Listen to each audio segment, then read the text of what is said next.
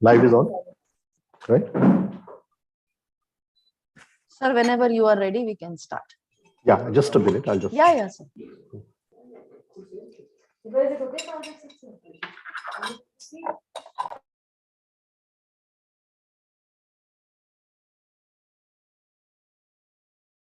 Okay, good afternoon. Namaste.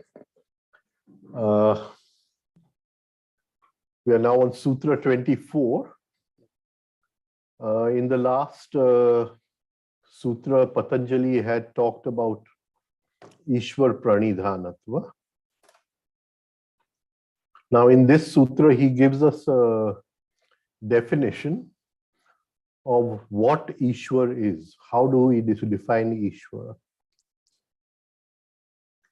So he says, Klesha, Karma, Vikpak, Ashayi, Aparamushta, Purusha Vishesha, Ishvara. Ishvara is a distinction of self that is untouched by afflictions. Afflictions are the klesh, by actions, karma, their consequences, vipak, and by the subsequent deposits on the consciousness, ashay. Right? So he's saying that Ishwar is a state of being where these four do not touch you. And of course, when we take Klesh as 5, it means these 8 do not touch you. We'll take Tawariya Sahib's translation. This Ishwar is the soul, divine fragment, untouched by limitation, free from karma and desire. Right?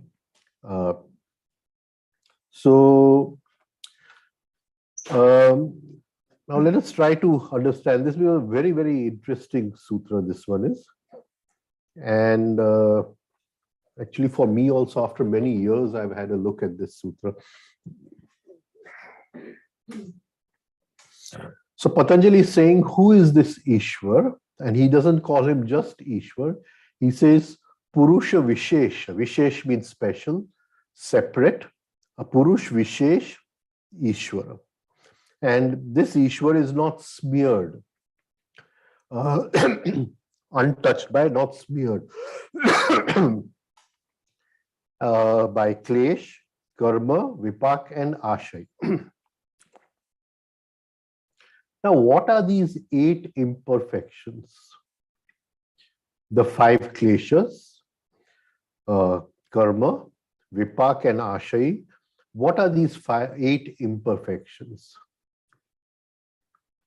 At the time of creation, at the moment of creation, that absolute, that intelligence, which is the source of creation, we could call that as Purush also.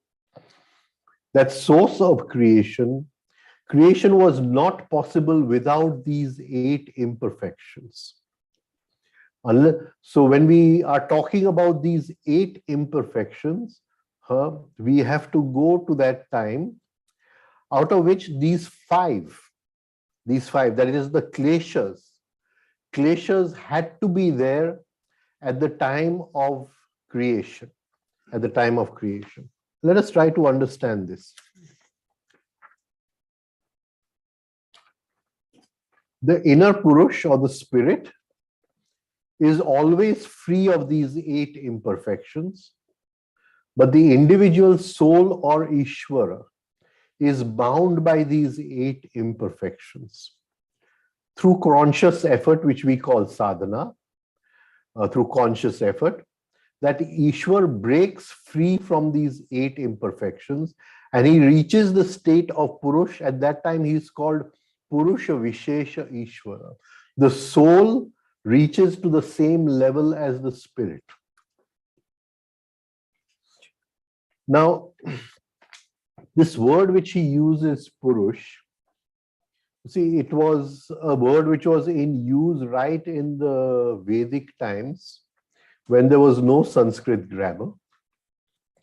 And That word from the Vedic times has, gone through many different shades of meaning, and we'll take the real meaning little later on.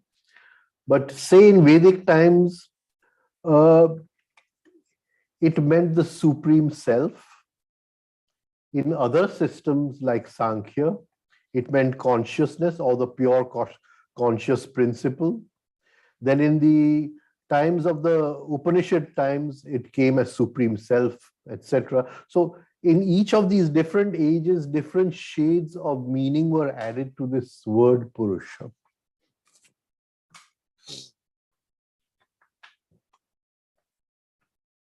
So in Sankhya, we say we have the cosmic principle of consciousness, which is untouched by anything. So if we were to just ask a lay question, what are the attributes that block our spiritual progress? Can we name them? And Patanjali names them as 8, the 5 kleshas: karma, vipak, and ashaya. These 5 kleshas from which he's aparabhusht, he's not touched by. So when you reach that state of Purusha Vishesha, you are not touched by the kleshas. Where there is no klesha, there is no karma or no vipak. Vipak is the law of cause and effect. Karma is the final thought or action which comes out of that law of cause and effect. We'll go into this, right? And that karma leaves a trace upon consciousness. It leaves a, pattern upon consciousness. And in that pattern is the, the basic seed of klesh to repeat. So, when we look at this, he's talking of the basic 8 things, which if we are free on, then the soul is free to merge into spirit. So at that state of Purush Vishesh, there is no karma, not good karma, bad karma, no karma. There is no vipak, so there is no law of cause and effect, right? That is, there is no fruition of the klesh into the karma, right? And because there is no reaction, there is no karma, there is no imprint left on the consciousness. And because there is no imprint left on the consciousness, there is no ashay in that state of Purusha Vishesha. Now here I'll just mention something. That supposing, we'll take it in another way, that every action we perform, whether it is in the form of a thought, whether it is in the form of a feeling, whether it is in the form of a sensation, it leaves a kind of score, it leaves a kind of imprint, it leaves a kind of pattern on the consciousness. The consciousness, which is the background of everything, it leaves a kind of imprint over there. Now, when we start entering into the state of self-consciousness, that is, the meaning of self-consciousness is that consciousness flows out as attention. We turn that attention back into consciousness. So consciousness looks upon itself. This is done through the process of self-remembering. So when you're holding your presence, you're throwing your consciousness back upon consciousness. You're giving the consciousness each moment a pattern of self-consciousness, of its own self. You're giving the consciousness an impression, an imprint of its own self. So it is, nothing is changing in that consciousness because every moment it is taking an imprint of itself through the process of self-remembering. Now, the minute there is no self-remembering, Because the consciousness every moment has to take the pattern of the action, it takes the imprint of whatever karma is performed, thought, feeling, sensation. I don't know if I'm coming across on this. That is, we have something, say consciousness, and I have a thought, it leaves an imprint. I have a feeling, it leaves an imprint. I have a feeling of taking revenge, it leaves an imprint. And all those imprints gather together, they lie at some place, they have a resting place someplace, and that is called as ashay. Now, in this moment, if I'm self-conscious, giving myself the feeling of consciousness to consciousness, then consciousness will not take the feeling of the action which is being performed. It does not leave an imprint. It takes the imprint of itself. This is what we call as self-remembering, Atma Smaran. We are giving the Atma, the consciousness, the what do you call imprint of its own self. We are not allowing it to take the imprint of the action. And in that state, there is no karma, because unless that imprint comes in, that imprint wants to repeat, it goes into fruition, it creates a new karma, and the cycle repeats. Unless that happens, it is not possible, right? So that is why self-remembering, holding your presence is very important. Please start with 3-step rhythmic breathing and reach a state where you're able to hold the presence. The more you hold the presence, the consciousness will take the impression of itself, of the presence. Whatever actions we perform in life from morning to evening, we are giving the consciousness its own sanskar. We are not allowing it to take the sanskar of the action committed, of the, what do you call, karma committed.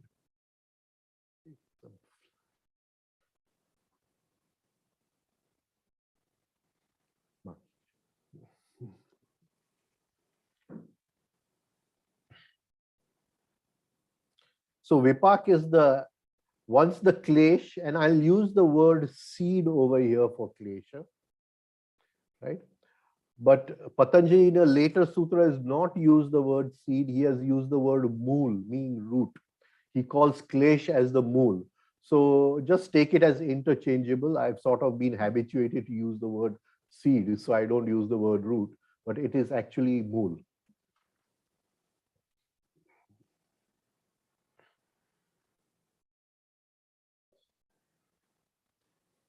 So klesha is the original cause, and the original cause lies outside of time, because the original cause was needed, these 5 kleshas, at the time of creation. And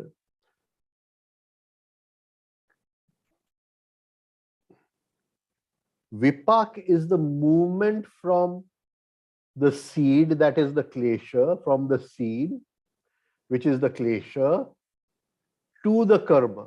Later on, in a later sutra, we will see that the meaning of vipak is jati, ayu, bhoga, but that he is going to talk about in a later sutra. We are not taking that today, right? So this process of fruition, this process of cooking of the klesha into the karma, which is the karma is the thought, feeling, sensation. And because every thought and feeling and sensation leaves a score, it leads to greater bondage. It has to repeat. It leads to greater bondage, which is suffering, which is the deeper meaning of the word klesha, that which leads to suffering, right?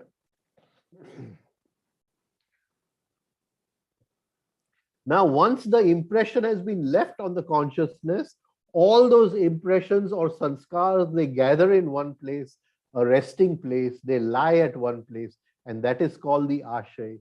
Later on, Patanjali is going to tell us in a later sutra that there is really no difference between the klesh and the ashay. Klesh no mool, age karma no ashay. But at present, we have to understand this, that klesh is beyond time. Ashay is that klesh which has created an action in time, and that action has left a reprint, which an imprint or a sanskar which works as a new klesha, and that is lying in ashay. So what is the difference between klesh and ashay? In klesh, there is the beyond time, and in ashay, the thing has been repeated, and the more times it is repeated, the more the potency of the ashay, right? So ashay is the resting place, the storage house of the residue of karma. We'll just take this in a different way and then go ahead. We say that Vishnu, the god Vishnu, is sleeping upon Sheshnag. Sheshnag is also called as Kundalini, right? So what we say is that Vishnu is sleeping upon Sheshnag. Shesh means remainder. Shesh means remainder. Each moment of our life, when the moment passes, it leaves a remainder. It leaves an imprint on the consciousness. This is called a sanskar. That sanskar leads to a tendency for repetition of the same thing. And the more it is repeated, the more potent it becomes, the more we are in bondage. Right? So that sanskar is the klesh. The klesh is outside time, but the ashay, where the sanskars are lying, that has been formed through the what you call movement of the klesh through time. So those kleshas are lying in some eternal time. What do you call the klesh is beyond time. The ashay is through time, but the ashay is beyond the time of the body. Even if the body dies, the ashay does not die. But the vipak, the fruition, it happens in time.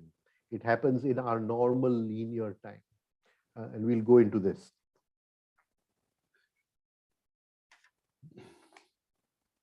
So in that state of what do you call Purush Vishesh, we have no karma. There is no, and we take the 5 kleshas as avidya, asmita, rag, dvesh, abhinivesh. We'll just go into them.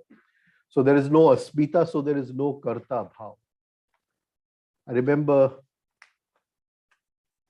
once somebody asked a question that in the Gita, Krishna is talking about killing so many people. And how is that killing so many people is not a sin? Somebody asked me a question. I think some years ago this question was asked. I just remembered it now. So there's the doer inside, the ego inside, the asmita inside. As long as the ego is doing, even if it is love, it is a sin. And when they are doing without ego, without karta bhav, whatever you're doing, even if you're killing somebody, it is not a sin because there is no doer over there. And this is very difficult to understand. And this is only in this Vedantic philosophy have they come to this height where they can make such a statement. No other religion of the world has the guts to make such a statement. Right? So there is no karta bhav, no doer at that state of Purush Vishesha.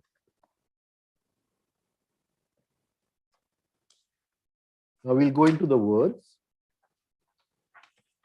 The first word he has used is klesha. And there are 5 kleshas.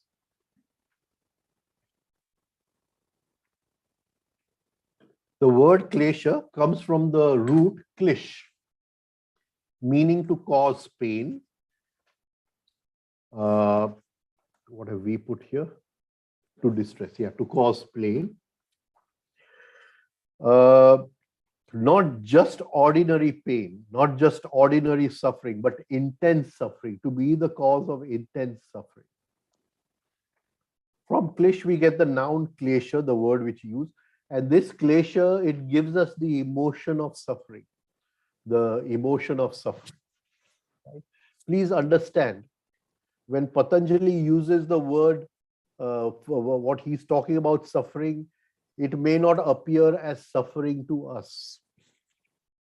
If I if I suddenly come into a lot of money, for me it is not suffering. I've come into a lot of money, right? But Patanjali says because you are bound by that karma, it is more suffering. It is intense suffering. I hope I'm coming across in this, right? So he is not talking about suffering that what do you call, my girlfriend left me and ran away and I'm in suffering. No, he's not talking about that. He's talking about even what we call as happiness is also suffering because it binds the soul. So what leads to bondage is suffering. That is what he's talking about. Now, before going into this, we'll try to understand the mechanics of suffering. Who suffers? In real language, who suffers? Why does it suffer? Who gets hurt? Who suffers the pain?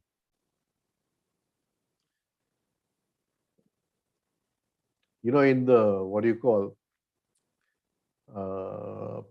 Mahabharata, it's not in the real Mahabharata, but there are many offshoots of the Mahabharata which tells you stories of the Mahabharata. And one of those offshoots, there is this story of where Bhima, he ate a whole, what do you call, bag full of ladus, and instead of him getting diarrhea, Duryodhana got diarrhea, right? So who eats the ladu and who gets diarrhea? Who feels the hurt? That is the ego. Who is suffering? The ego never suffers. Please understand, the ego never suffers. The ego only feels the hurt. It passes it on to the soul. The soul suffers. I hope I'm coming across in this, right? So when we must understand the mechanics of suffering, right? You insult me, right? My ego is hurt because you brought down my share price by insulting me, right? But my ego is not willing to suffer. He passes it on. It goes to the soul. The soul is suffering. Now, why is the soul suffering? You see, in Gujarati, we say jeev bade che. We don't say aham bade che. Okay, I hope you can understand what I'm trying to say. You say my soul is suffering, not the ego is suffering, right? But it is the ego which feels hurt. So somebody commits the blunder and somebody pays. There is only one form of suffering. Only one form of suffering, and that is bondage. Why does the soul suffer?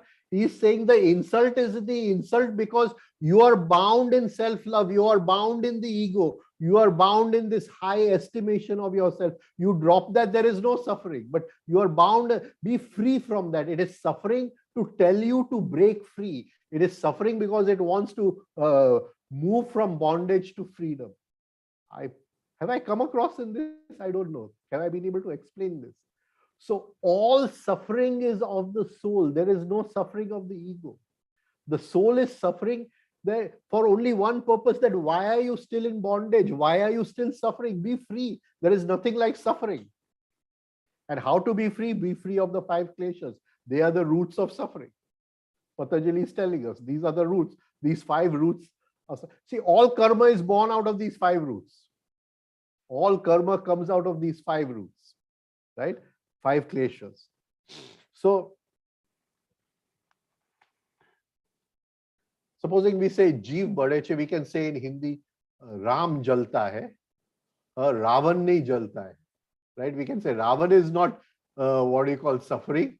Ravan feels the hurt, but it is Ram who is suffering, right? And this we see in the, what do you call, Ramayana. Now, this movement from the klesh to the suffering, which is the feeling of suffering, which is the karma, which was the cause of the klesh, to create the suffering, that movement is called as vipak, right? We are going to go into this later, but this word vipak, pak means fruition, pak means cooking, pach, it comes from pach, pachau, to digest, pachau, to bring to fruition. When the raw fruit comes to, what do you call, it comes to harvest as the, what do you call, fruit, right? So in that there is a process involved. And this process from the klesh to the karma, he doesn't call it as pak. He doesn't call it as pach or pak. He says vipak. Vipak means vishesh. Something separate from this process is responsible for this process of cooking, for this process of fruition. Okay, I hope I'm coming across in this. That is, which is not a part of this process. And that is the outside event. That is the outside event which happens. So this V is something separate from the process of fruition, from the process of cooking. But the process of cooking is dependent upon V. Right? It is what you call, because of this something separate. What is that something separate? The outside event. Let's see this in a different way. So for any process of fruition from the klesh to the karma, that movement from the klesh to the karma, there must be some outside event which triggers that process.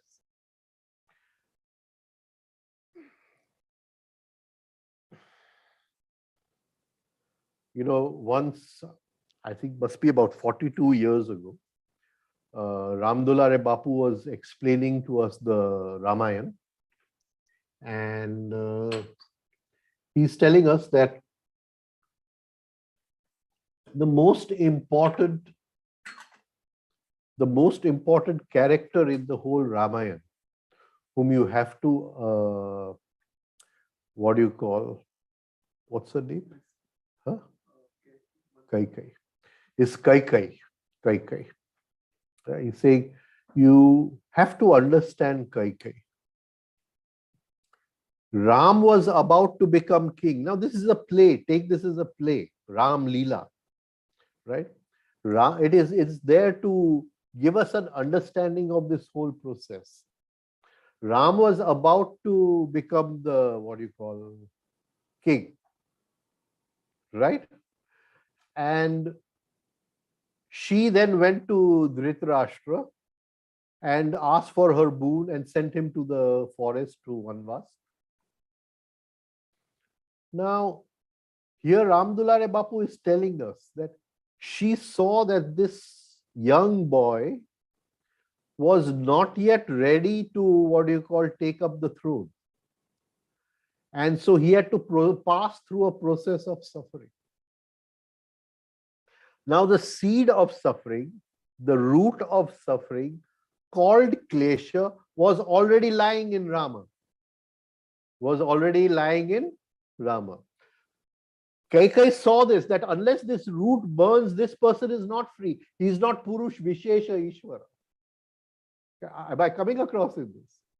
So she sent him into the forest.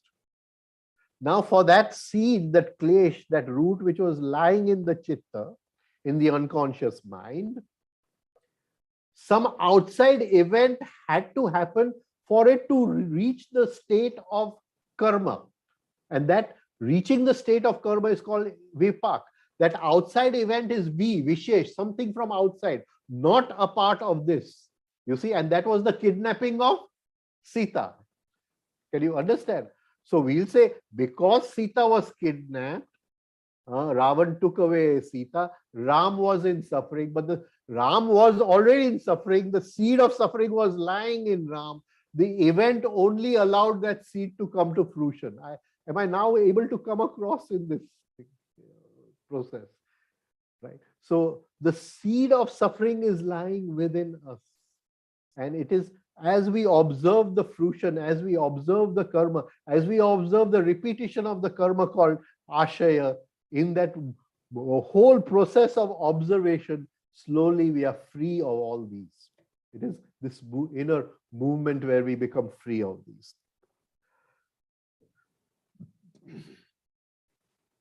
So this vipak needs an outside cause called nimit.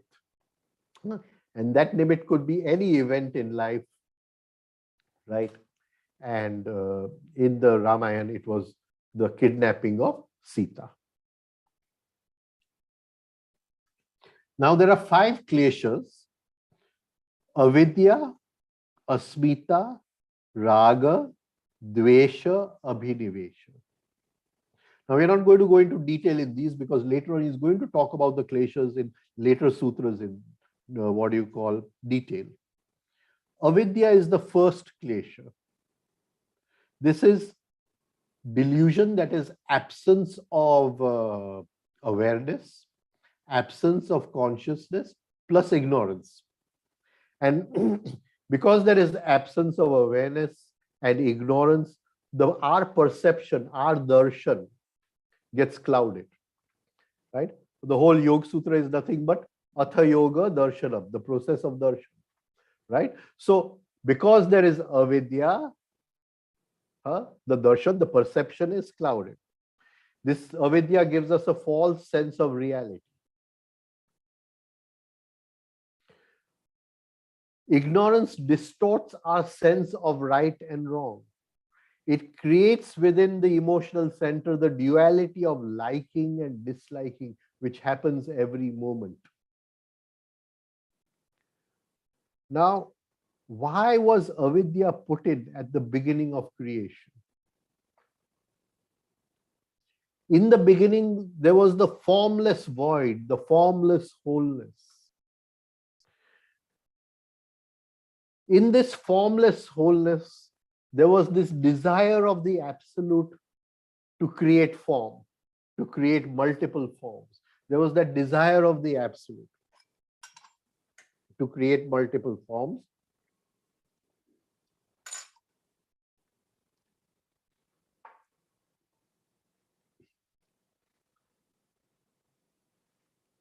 So there, from this formless absolute,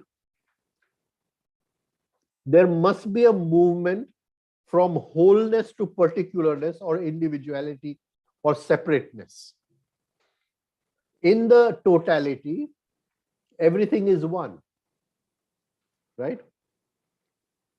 But for the game to start, you and I have to be separate. If there is experience of that totality, then again, you and I are one. Then I can't take revenge upon you. How can I take revenge upon myself? Right? But from that wholeness, there has to come separateness. This movement from wholeness to separateness was the creation of avidya. It was due to avidya. Am I coming across in this? So in the very beginning, in the moment of creation, this seed, this klesha of avidya had to be sown in. Otherwise, that totally absolute oneness would not become individual separateness.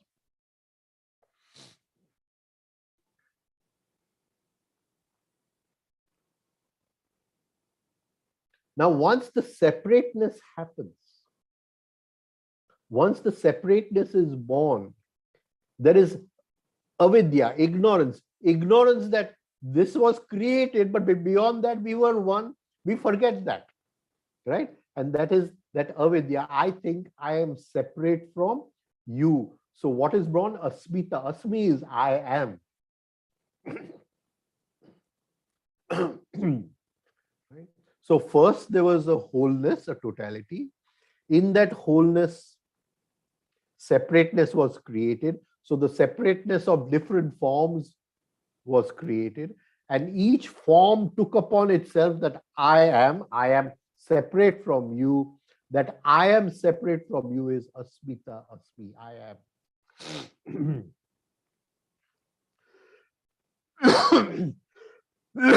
These forms can see each other, they can react with each other, they can interact with each other, they can relate with each other. So the second klesh after avidya is asmita, I amness. The ego is born, the separateness is born.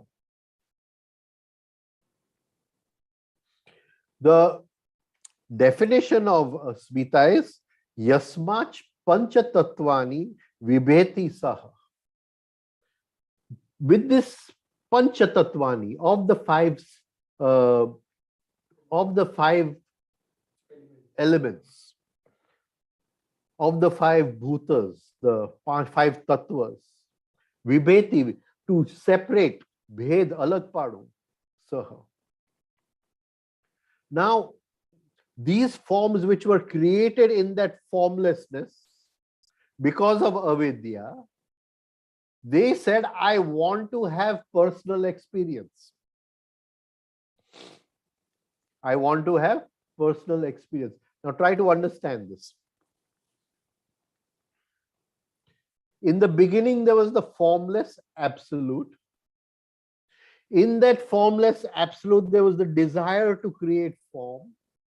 There was a desire to create form so it could experience, that absolute could experience, the soul could experience, the spirit could experience. So it created forms in the formless. Those forms said, I am, so asmita, and through that, they said, I want to experience. Now, he is not going to experience, the creator is not going to experience. I want to experience, right? And they, to experience, it is they, this asmita arouses the five senses in nature, arouses the five elements in nature. It is that asmita, it is asmita is that which pancha tattvani, it gives rise to the five elements. And it is because of the experience of the five elements that each asmita can experience life in its own personal way. I don't know. So the second klesha is asmita, the one who arouses the cause of manifestation of the five tattvas, the five elements. There is no other way the individual I consciousness can experience. That absolute consciousness can experience without the tattvas. The individual consciousness cannot experience without the five tattvas, without the five elements.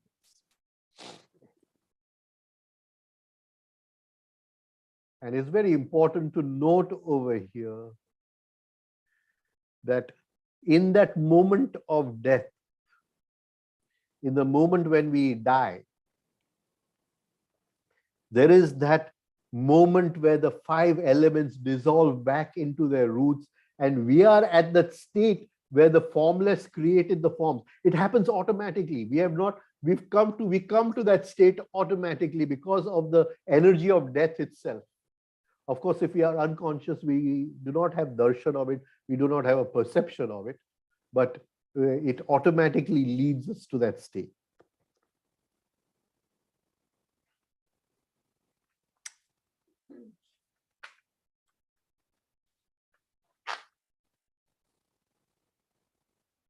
So the universe or cosmos was created from the desireless energy of desire. Yeah, we understand this. His desire, but his desire was in the formless. There was nothing to desire. It was just the desire to create form. That is why we call it the desireless desire, his desire. But when it comes down to my ego, my asmita, my I amness, then I desire this and I don't desire this. I want this and I don't want this. I like this and I don't like this. Then the next two kleshas are born, rag and dvesh.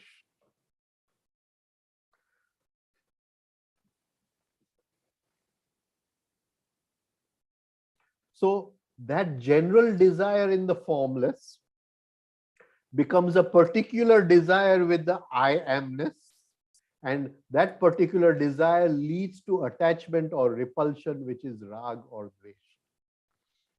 The pattern of running after pleasure and running away or aversion to pain, rag and dvesh, right?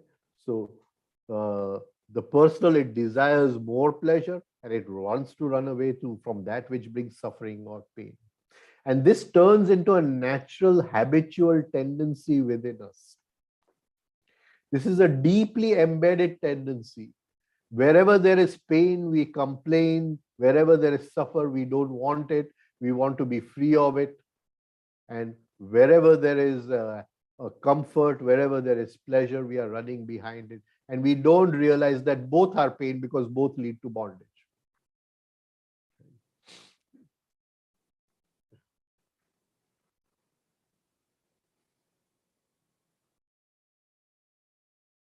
So the original desire in the absolute, which was the desireless desire, at our level of the ego, it becomes rag and dvesh.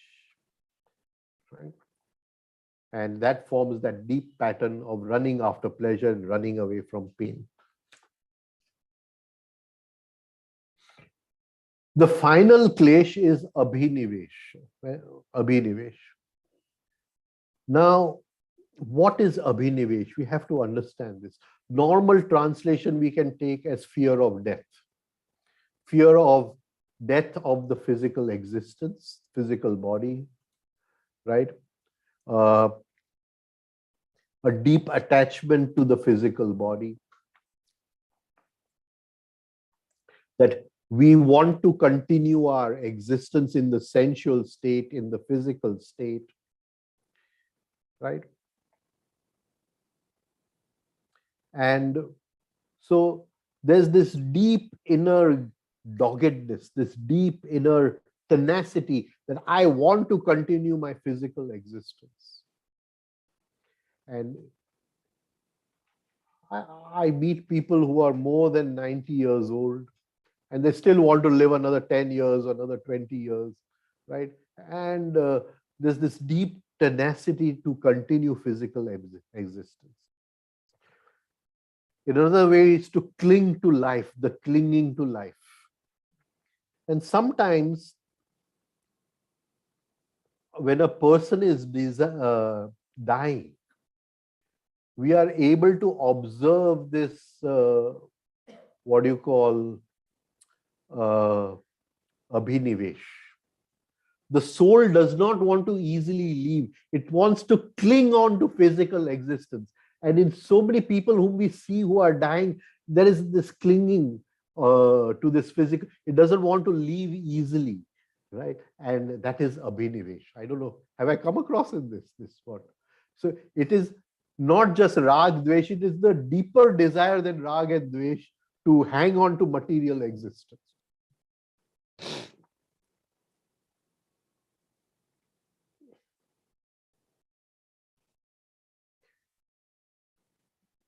Now, where does this doggedness come from?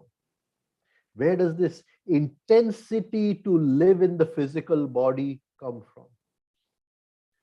And it only comes from deep desire. Now, desires have a multiplicity in the sense that I could have so many desires, right? And each of these desires will also have a potency, means an intensity, right? Say I may desire a new shirt, but okay, if I don't get it, I'm okay with the old shirt. So the desire is there, but it's of a low intensity. Can you get what I'm trying to say? But no, I've seen somebody else wearing this, what do you call, branded shirt, and I've got to have this shirt. Now, it is the same desire, but now it has a deeper intensity. Okay. Now, the more desires I have, coupled with the intensity of each desire, will form a kind of total momentum of desire. And that momentum of desire will make me hang on to physical existence. Or we can say, the more unfulfilled desires I have, the more I want to hang on to my physical body. I hope I'm coming across with this, right? So the less desires I have, or if I've reached a state of consciousness which is beyond desire, then there is no hanging on to physical existence, because now there is no desire to fulfill anything. So it is not exactly fear of death that is abhinivesh. It is intensity of desire to fulfill itself for desire to fulfill itself, that is abhinivesh. Right. So this is the fifth klesh. So Patanjali says these five kleshas are put into existence at the time of creation. They are beyond time. They are the universal seeds of life. Universal seeds of life. Even if you see an animal dying, right, you will see that abhinivesh, it wants to stick on to physical existence anyhow. So these are the universal seeds of, in animals there is no ego, but there is egoism, right? If another lion comes in another lion's territory, you better not come in my territory, we have to fight. There is egoism, but there is no ego as such. But it is these five kleshas which allow that formlessness, that totalness, totality to become many forms and give us the whole play of life and all its forms. It is because of these five kleshas. And that is why they are there from the beginning of time.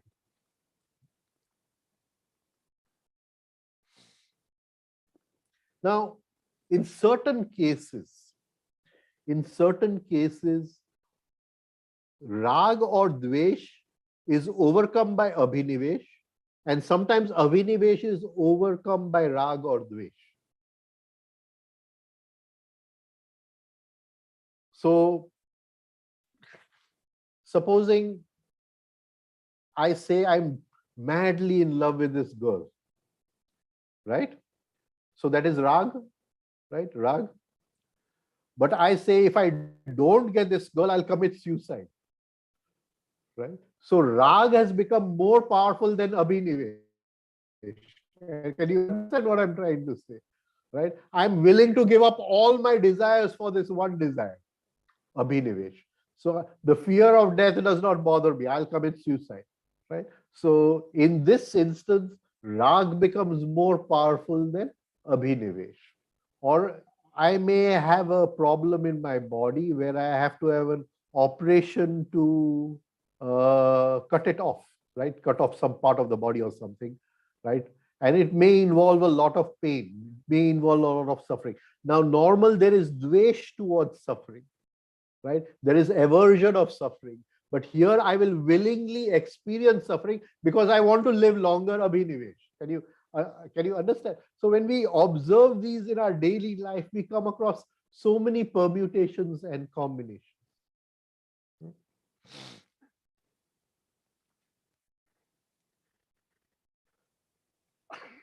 So the first word is klesha, then karma. We'll go into karma.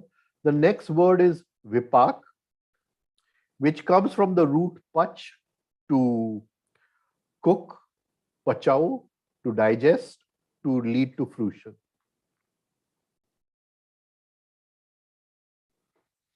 And we have seen that karma leaves a impression on the consciousness, and that impression, what do you call, leads to repetition. Okay. Can I take a 1 minute break? 1 minute break. I'll just take one. Ji, sir. My tea is also coming.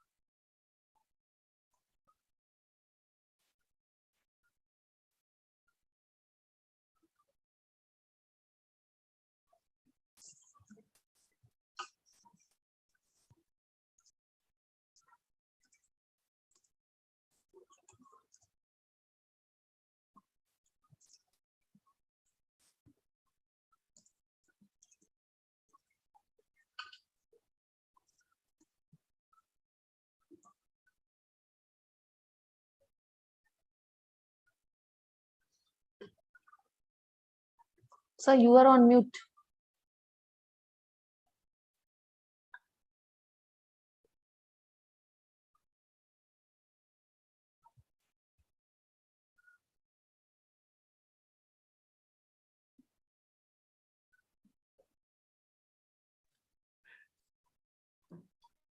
Thank you. Thank you. Thank you. Now we'll try to go into this. The ashay, every thought, every feeling, every sensation leaves an impression upon the consciousness or the soul. So we said if you're giving the soul the impression of itself, the impression of consciousness only, then it does not leave an impression.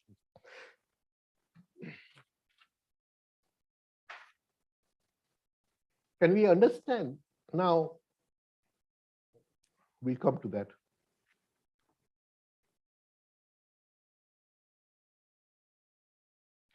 Ashay. Klesha karma vipak ashay. Ashayi. A means from all sides. She to rest.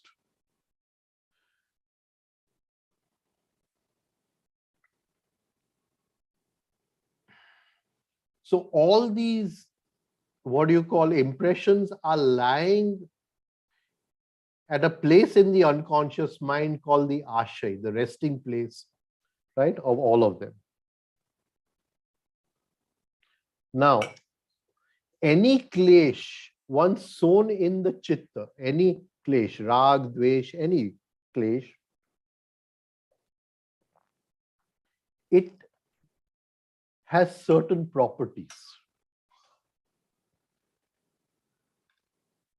It tries to awaken certain dormant tendencies which are lying in the four centers.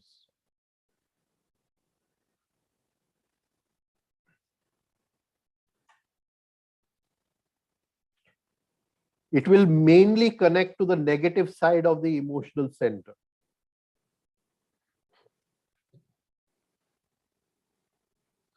That is, once the klesh is sown in the chitta, it will try to awaken certain thoughts, certain feelings, certain sensations.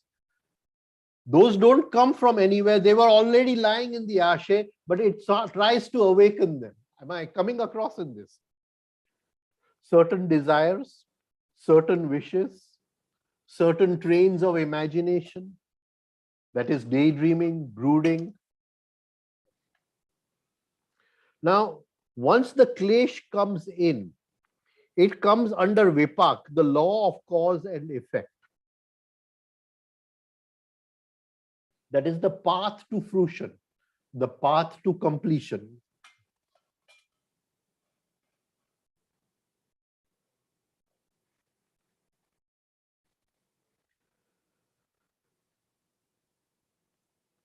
So the klesh is the seed.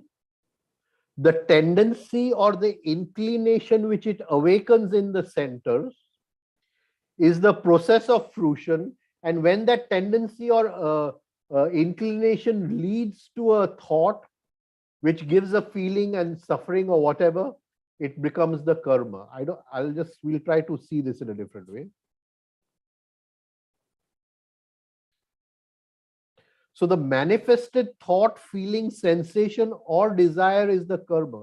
But the process that takes place in the mind from the klesh, that is awakening the tendency, to the final thought or the feeling, that is called vipaka. Vipak, the process of fruition.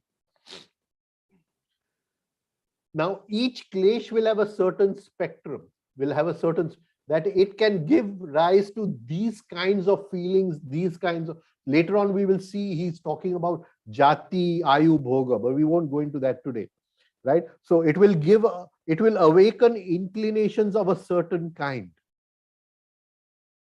desires of a certain kind, different strings of daydreaming of a certain kind.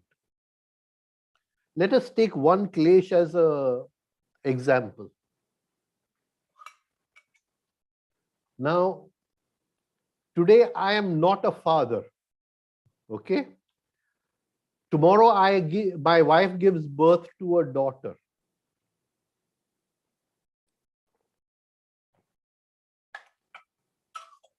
Right? So today I was a father in theory only, but now I'm practically become a father. My wife has given birth to a daughter. And there is attachment to that daughter. Right? This attachment is rag, one of the kleshas, one of the 5 kleshas. Is this clear to everyone? Now, before this, I was not a father, right? So, certain inclinations were lying within me. They don't come from outside. Please understand, they don't come from outside, but they cannot get activated. They cannot move on the path of fruition. They cannot move on the path of vipak, but they are still lying within me, right? So if somebody comes to me and he says, "Arey, my daughter every day is coming late, I'm a little worried." I'll say, what is there to be worried about? God is there to take care of your daughter. But tomorrow I become a father and I have a daughter. And then my daughter starts coming late. Can you understand the, what do you call? Now, that feeling of worry, that awakening of the feeling of worry, that inclination to worrying, right? It was activated because of the klesha, attachment to daughter. When there was no attachment to daughter, because I did not have a daughter, the inclination was lying there, but it was not activated. I hope I'm coming across it. Yeah, you get what I'm trying to say. But by the very becoming of the father, that attachment to the daughter, the rag, it awakens certain things which are lying in the 4 centers, but they were already lying over there. It gives them a kind of push. Now, Vishesha, Vipak, something from outside. Now the event, my daughter is late in the night. So this is from outside, the V which comes from, and that inclination which was lying there to worry, it becomes a thought or feeling of worrying, and I start worrying, the karma of worrying. I hope I've come across in this. Can you get it?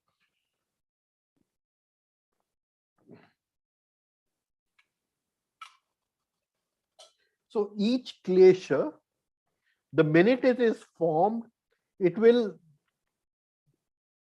sort of awaken different possibilities, but those possibilities were already lying there. Where were they lying? In the ashay?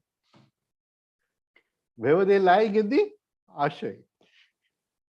Like, I would not daydream that my daughter is okay and everything is there. Or supposing my daughter is having a fever, then I would not, I start daydreaming that the daughter will get better and all that, you see. So it is that klesha of attachment which has awakened that string of daydreaming. But if I had no daughter, there would be no daydreaming, but still it would be lying, the inclination lies within me.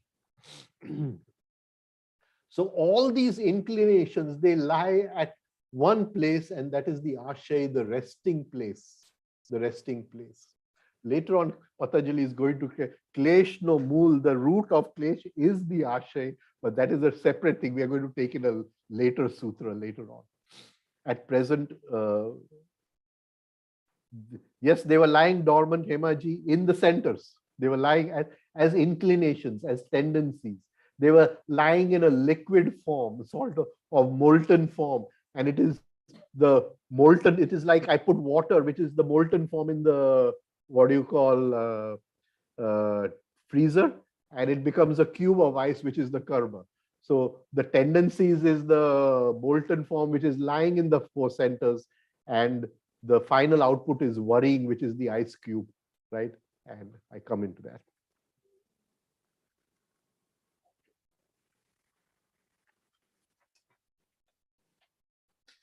So the outside event, I will take again klesh as seed, not as root. The outside event, what you call, gave water to the root. The water, the root, what you call, came, the seed formed a sapling, and the sapling gave me the fruit of worrying, right? And worrying will leave another impression upon my consciousness, which goes back into the ashay and acts as a klesh for repetition. Right? We can take another example. The klesh of I amness, asmita. In ordinary language, we'll call it ego, or in Gurdjieffian language, we can call it as self-love. Now, so say it has one tendency, that it does not like anyone laughing at it, like anyone laughing at it. And this awakens suspicion. So if there's a room of 4 or 5 people and what do you call, 2 people in one corner are laughing, then I feel they are laughing at me only. You get it? So this is my ego, my self-love, that they are laughing at me. Right? And in the Mahabharata, we have this beautiful example of Draupadi laughing at Duryodhan when he slipped in the non-existent water, right? And so we take Duryodhan as the epitome of self-love, the epitome of the ego.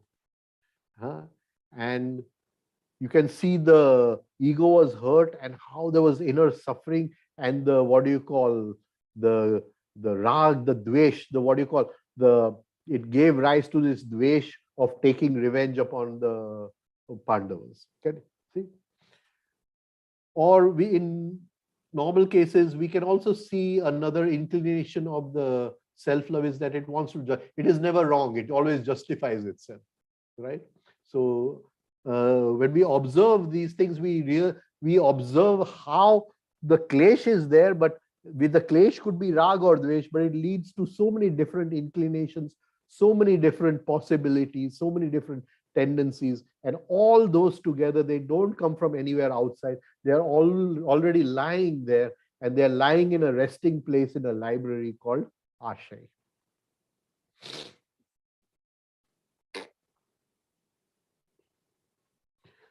So all these propensities which are lying in the Ashay, the tendencies, right? Each one with repetition increases in potency. They are like political parties. And each political party wants to increase its members, right? So if there's one which is a tendency for reaction, a tendency for irritation, a tendency to get angry, a tendency to snap at somebody, so there is one inclination like that, and I get angry upon you, or I snap at you, or I call you something, then that inclination gets reinforced. It becomes a karma, the karma leaves an impression, the impression goes back into the ashay, and that potency of that inclination increases. Now, all these what do you call, inclinations which are lying in the ashay, all of them together, Gurdjieff calls as man's level of being. What is his level of being? Their tendencies, their propensities. Tawaria Sahib calls it as man's structure of acceptance. But when he talks about structure of acceptance, he's talking about something little deeper, so we can't go into it today. We can do it at some other time, but it's something worth understanding.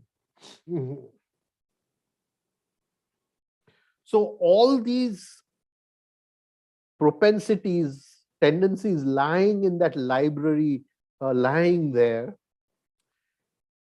all together have a certain, what do you call, structure, a certain spectrum, a certain level of being, which is what I am. I am not my name. I am all that is lying there. Okay. Now, this totality gives a certain momentum to my life. I don't realize it. I don't realize it because I'm not conscious. But it is pushing me in a certain direction all the time. The momentum of my ashay, It is responsible for all the choices I make from morning to evening. I think I have made this choice out of free will. And I don't realize that this unconscious ashay, where all these inclinations have been repeated so many times, have gathered so much of potency, so much of momentum. They are pushing me in a certain direction. They're pushing my choices. They're controlling my life. I don't realize this. So we feel we are making conscious decisions in our life, but actually it is all these which are pushing us in a certain direction. And once we awaken to this and we realize this, we say, how can we rise above this? How can we really make use of free will, which is a gift given to us? Gurdjieff says level of being attracts life. I want to attract more happiness in my life. But unless the inclinations are more towards happiness, I cannot attract happiness. I will only attract more suffering or whatever, anger or irritation, etc., etc. It will lead to events which will increase more irritation. It will lead to events which will increase more anger. So this structure has to change. The whole of sadhana is working with all these inclinations, these which are lying in the ashay.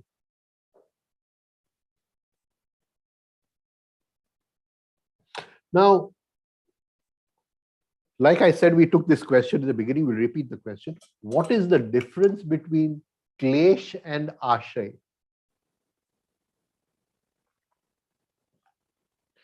Klesh is the original seed, the original root. When that root goes through the process of fruition, it becomes a karma. The karma leaves an impression. Those inclinations which went into the fruition come from the ashay, and those inclinations get repeated. The klesh remains the same. These inclinations go through a process of repetition. But according to Patanjali, klesh and ashay are the same thing, right? But still, ashay is something which has been repeated and repeated in time. Even though it is the klesh being repeated, the klesh is free of time. The ashay is in some other time. It accompanies us at death, but still there is a state where we can be free of ashay. Can we be free from klesh completely? We are going to take that in the end. We are going to take that in the end, right? We can be free of ashay, but we have to ask ourselves, can we be free of these 5 kleshas, completely free of them? And we'll go to that. So ashay is klesh through time, klesh which has moved through time. So supposing I'm learning a musical instrument, right? So in the beginning, I make so many mistakes, but as I move time, the sanskar becomes more powerful of learning through practice. The sanskar, and I just touch the instrument to my lips and it starts, what do you call, playing the music. In the beginning, I was playing noise, right? So what is the difference between klesh? Klesh is the beginning, but what is ashay? It is time tested and delivered is ashay, right? So it is that which has gone through time again and again. Klesh is beyond time. Ashay is in eternal time. That is, when the body dies, the ashay goes to the next body. And vipak, the outside event which leads to the inclination becoming the karma, is in our normal time. It is the events of life which allow the vipak to happen.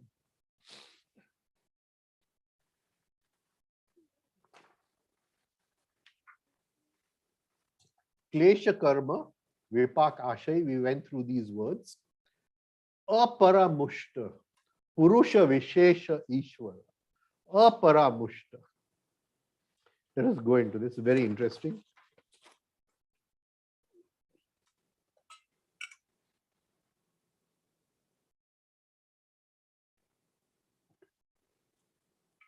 Para, the highest. On the other side, Mrushta, to be smeared, to be smeared. Now, the Egyptian mummies were embalmed, were embalmed. Embalm means that some embalming was done with a certain process to mummify this thing. So in embalming, it is done in a scientific way. But if I take the substance of embalming and I throw something here and I throw something here, and it doesn't really embalm the body, but it just creates a kind of chaos, then that body is smeared with it. Can you see the difference, what I'm trying to say?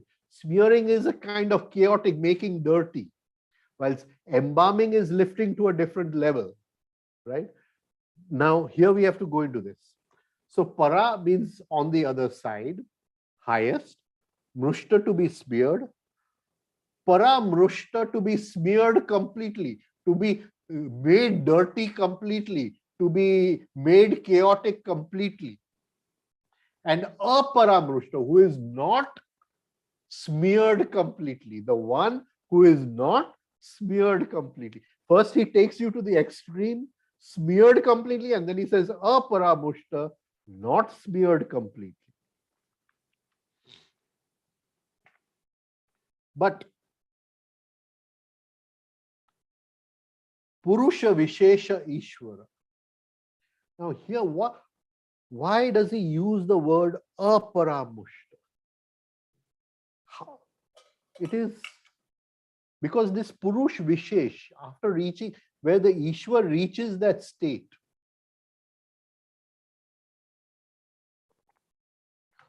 which is equal to the Purush. So he becomes Purush Vishesha. When he reaches that state, he still lives a normal life. He still lives a normal life. The kleshas come in life. The karmas come in life. They touch him. They touch him, but he walks through them. He is not smeared by them. Am I coming across in this? Well, I'll try to give it in another way. That I'm very thirsty. So I need water to drink to quench my thirst. But if you give me 3 drops of water on my tongue, it's not going to quench my thirst. Right? So when we use the word para, we are saying it has to be in so much amount to quench my thirst. That is why Patanjali is using the word para. Okay, that Purush Vishesh Ishwar is moving through normal life. The kleshas will come, the karmas will come, the vipak will come, the ashay will come, everything will come. But it will not be enough to quench his thirst, not enough to smear him. He will walk through them, but not enough to make him dirty. Can you understand what I'm trying to say? He's not totally free of them, but he has come to a state where they cannot make him dirty again. He will not be identified with them again. And that is why he uses the word para, paramushta, paramushta. That is some drops of water on the tongue, but they won't quench the thirst. Don't worry. So some, klesh will come, throw a little muck on him. Some karma will come, throw a little muck on him. But that does not, smear him at all. He remains unsmeared by this, untouched by this.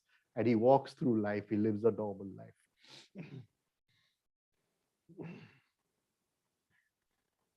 Now, in the, Shastras, Purush is the enjoyer. Purush creates Prakriti and enjoys Prakriti. Ishwar is the controller, the one who controls.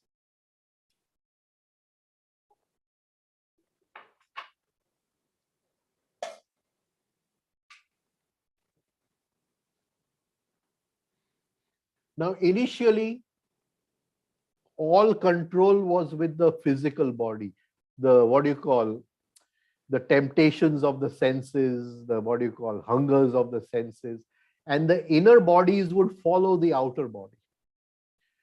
Slowly, the inner body takes control and it brings Sanyam to the senses and to the outer bodies. In Gurdjieff's language, he says, first the personality is active and the essence is passive. then the essence, the soul becomes active and the personality is passive, Gurdjieff says. So through hard work, Ishwar, the soul, who at some moment of time lost control of the body-brain system to the five senses and the desires and everything, takes everything back into control. Now this Ishwar does not follow his senses. He does not follow the inclinations of the senses, the desires of the senses, the inner desires of the ego. It does not follow that. It controls. So it becomes Ishwara, and that Ishwara who has reached that state of control, when he is untouched by these five, then he becomes Purusha Vishesha Ishwara. Initially, our psychology follows the desires of the five senses, and then something controls the psychology and the desires. Tawariya Sahib used to use the words inner man and the outer man. He used to say, first the inner man is identified with the desires and what you call inclinations of the outer man, and then the inner man gains control and the outer man follows the inner man. Right? So it is in this stage where the inner Ishwar, through hard work, through being free of these five or being free of these 8 imperfections of life, he rises above them, comes to a state where he lives life, he is unsmeared by them, he becomes Purush Vishesha Ishwara. Now, let us just go into the definition of the word Purush. Puri dehe shete. Puri jeva dehema sutelo. Right? Now, Pur, city. Pur also means to fill something. So, city in the sense where empty space has been filled with buildings, etc., etc. Such a deha. Deha means that which has been embalmed. Lepaelu, embalmed. Right? In such a day, the one who is sleeping, the one who is sleeping. That something which is sleeping is not a part of this deha. It is not a part of this. Even though the whole thing is called Purush, that one who is sleeping is not a part of this. He is the supreme consciousness. He is the source of this. He gives birth to everything. He's sleeping there. Ishwar is the soul, and through hard work, he has brought itself on equal balance with the one who is sleeping inside, enjoying inside, the Purush who is enjoying the Prakriti inside. And when he comes to that, he becomes Purusha Vishesha Ishwara. Now he is both the enjoyer also, and he is the ruler of all this. This whole process starts with the holding of presence through self-remembering, through holding your presence, giving the consciousness the impression of itself each moment. So the consciousness, when it gets its own impression, cannot be smeared by the impressions which come from outside, the klesha, karma, vipakashaya. And at one point, all the old impressions go away and the consciousness is totally free. That is that Purush Vishesha Ishwara. And it is that state which through hard work and sadhana, we can all of us reach. I'm going to stop here. If there are any questions, I'll take those questions. Right. I hope I've come across. It's a very difficult sutra, but I do hope I've been able to, what do you call, explain it. Right.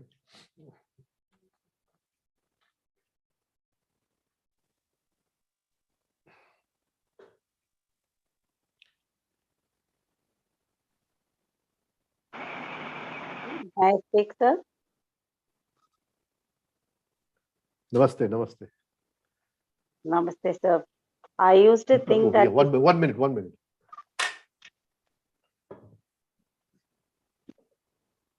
Yeah, please. I used to think that scriptures provide knowledge and wisdom. But today, some of the point that you said regarding suffering, the ego is hurt, but the soul suffers. It has actually brought a lot of solace and comfort to me. Right. It suffers because it wants to be free of bondage. Yes. It wants to break the chains. That's why it Yes. suffers. Yes. I mean, it says, why are you suffering? Hmm. This is a tough sutra. It is Yeah, it there. is. So mm, I think we listen to it again and again to get familiar with some of the ideas. Right.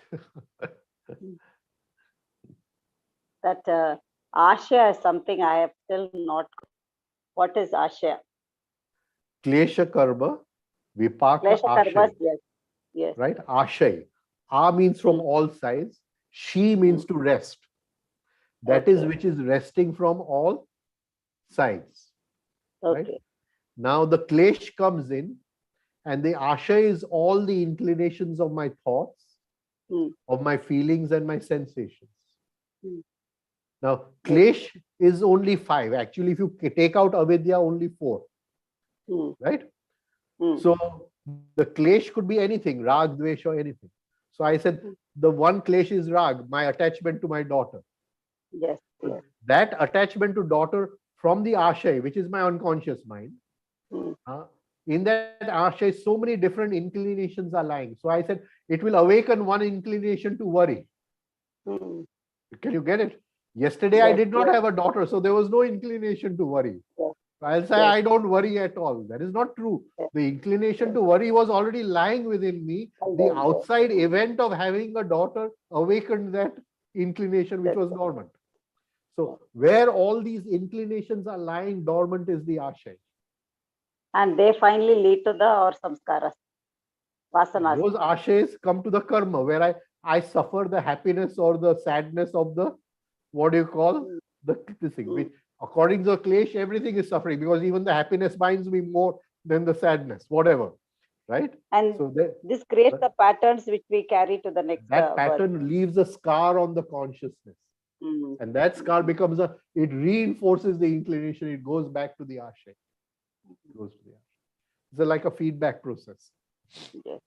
But that being conscious, that self-remembering, that's a wonderful takeaway from today's session. Yes. So when you're giving your consciousness the impression of its own consciousness, it will not take the impression of suffering. When it does not take the impression of suffering, there is no ashay. Yes. The inclination has not been repeated. You're free of that inclination. Yes. This sutra has a problem and the solution in it. Thank you. Beautiful session, sir. Beautiful session. Very profound, and it has actually brought a lot of comfort. Thank you. Thank you so much.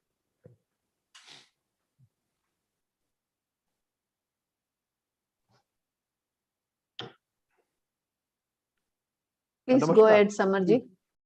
Yeah, good evening, Rajan sir. Good evening to you. Sir, today you took us to at least I was in a different world altogether. I'm still not back to my senses. It was such a powerful talk. I'm really, really grateful to you.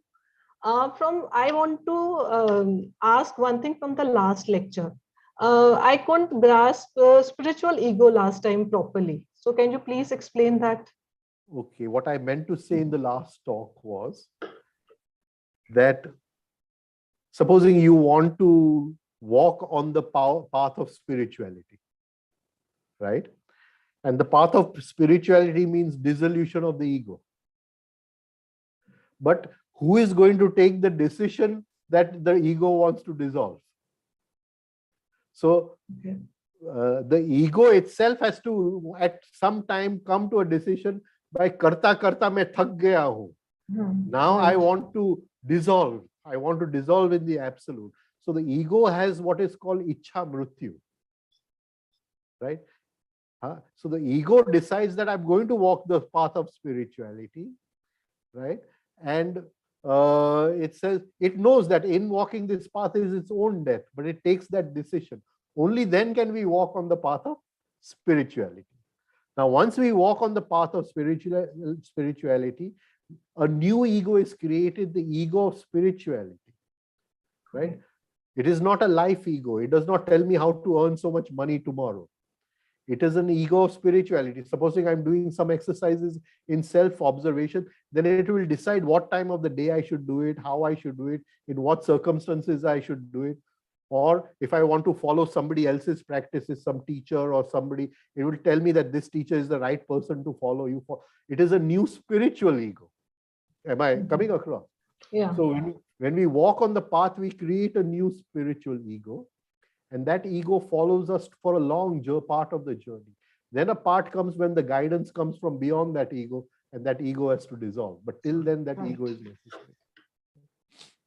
Right. So thank you so much. Sir, there is a question in the chat box. How to leave the chain of repetitions? And I will add my question also. You said you will talk about how to get rid of kaleshas. I will talk towards the end.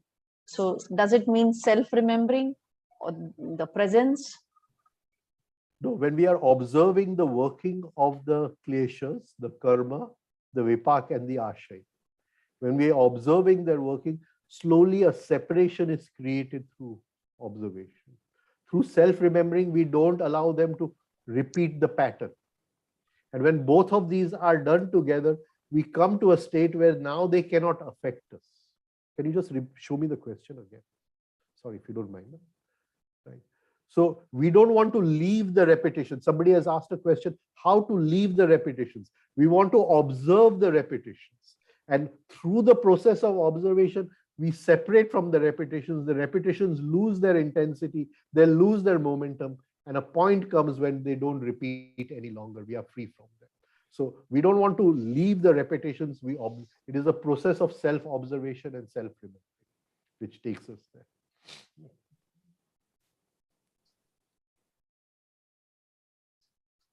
Yeah. Any other question? No. Any other question? I know today was a little difficult. But yes, sir. We have to, I think, go again to listen to this. Yes. Sir, I have a question. This is regarding the refining exercises, regarding the fourth one, statico, when we breathe 5 times and we exhale the 6th time. Sometimes I get hiccups during that. What to do and why it is happening? Sometimes, initially it was all the time, most of the time, it reduced the intensity, it became 0. But sometimes I do get it. You have Vicks Vaporub at home? Yes. So just take a drop. It's poison. Huh? Just take a small and touch it to the tongue. Okay. And then do the exercise. Okay. So before the starting of the refining. Yeah. Okay. You're just activating the nadi, which creates the hiccups, right? And we don't want to activate that nadi. Okay. Okay. Thank you, sir. Any more questions? Rishabh, can you see from YouTube, are there any questions? Hello. Yes, Hi. please. Yes, please. Yes, I am. Well, good morning and good afternoon. Good afternoon. I am at the other part of the world.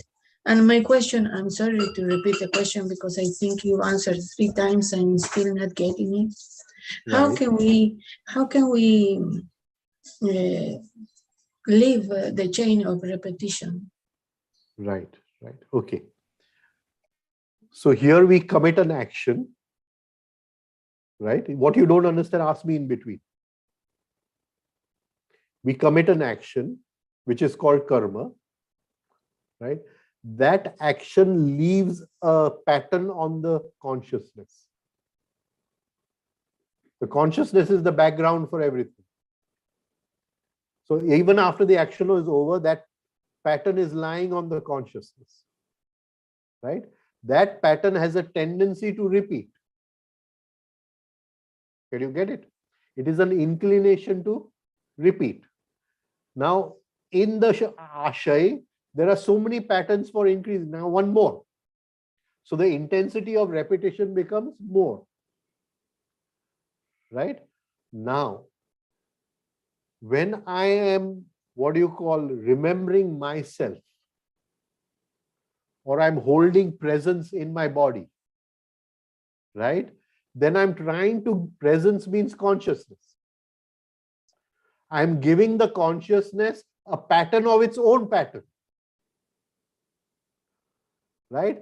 So then if I'm at the moment of, if I'm self-conscious, if I'm giving the consciousness its own pattern, and I'm committing the karma at that time, it does not become karma, it becomes kriya, because it does not leave a score. Because at the moment of leaving the score, I'm giving its own score. I'm not allowing that score to come. Right? So this process is called as self-remembering. Right? So when I remember my consciousness, I'm giving my pattern its own, my own consciousness its own pattern, instead of the pattern of the karma. I perform the karma, but the karma does not bind me into any kind of bondage. It is not possible, because only if the score remains can it take me into bondage. If there is no score, it cannot take me into bondage. If no pattern is created, it can. So actually there is no karma, it is called kriya. It is called kriya. Oh, okay. Just Thank you very much. action without this. I don't know, have I come across it? So now my I'm main- free of the pattern of repetition. But then again, you see, this is an ongoing process. I may forget sometime. Then again, I come into the pattern of repetition. Again, I remember and try to be conscious. And this goes on till a moment. Then I can elongate that period of being conscious longer and longer. And slowly I'm free of the pattern of repetition. It's remembering that I am the consciousness. I'm conscious. Okay. Thank you. Thank you very much. I appreciate it. Yes, Anju, go ahead. Right. One lady. She has to. Sir, asa is something which we carry from our past life. Very true. I didn't go into that. But these inclinations, when we carry from our past life, they again are in liquid form. So when the child is born, the inclinations are there, but in liquid form. They're not inclinations. But then the father and mother give outside events. The education gives outside events. And from them, certain inclinations are become ice cubes. The rest lie dormant. They don't run away, but they are lying dormant over there. Can you? And even before the child is born, because the child has to come through mother and father. And the mother and father both have different DNA. So that DNA, you know what chai ki garni hoti hai, where you sieve the sieve. The DNA acts as a sieve. So certain inclinations will be made more intense and certain inclinations will be subdued. Can you see? If that soul has an inclination towards anger and reacting, but the father is a very calm person, never reacts, then that may be subdued a little when it passes through the DNA. You get it? Yes. Right? But again, somebody who doesn't have a very intense pattern to react, right? He comes, but it's still in liquid form, but I keep taunting that child all the time, then he may develop a pattern to react. Can you get what? So it is the outside factor which brings about the fruition, which brings about the vipak. Can you get it? It is dependent on that outside factor. Okay, sir. Thank you, sir.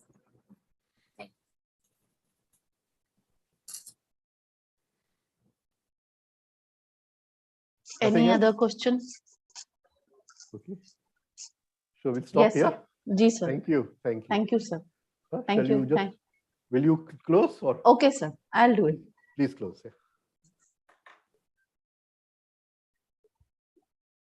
Om Sahana Bhavatu Sahanau Bhunaktu Sahaviryam Karavavahai Tejasvina Vadhitamastu Ma Vidvishavahai.